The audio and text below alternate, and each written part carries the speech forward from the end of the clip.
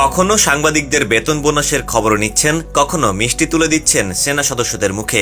সাবেক সেনা কর্মকর্তা ও অন্তর্বর্তীকালীন সরকারের স্বরাষ্ট্র উপদেষ্টা জাহাঙ্গীর আলম তার আচরণ ও কঠোর কর্মদক্ষতায় জনগণের হৃদয়ে স্থান করে নিয়েছেন।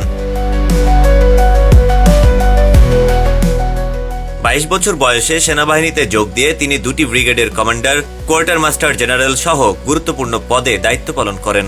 এমনকি জাতিসংঘের শান্তিরক্ষা মিশনেও অংশ নেন।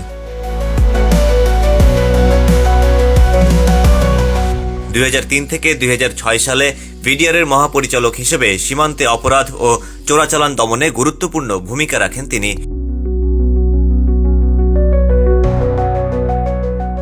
2007 সালে সেনাবাহিনীর প্রিন্সিপাল স্টাফ অফিসার হিসেবে দেশের সংকটময় সময়ে দায়িত্ব পালন করেন।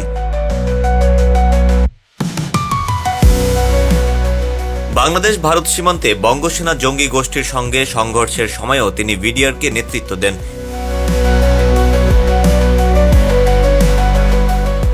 2009 সালে ভিডিআর বিদ্রোহ তদন্তে তার নিরপেক্ষ অবস্থানের কারণে তাকে সরিয়ে দেওয়া হয়। 2024 সালের জুলাই বিপ্লবের পর অন্তর্বর্তী সরকারের স্বরাষ্ট্র উপদেষ্টা হিসেবে ফের সক্রিয় হন।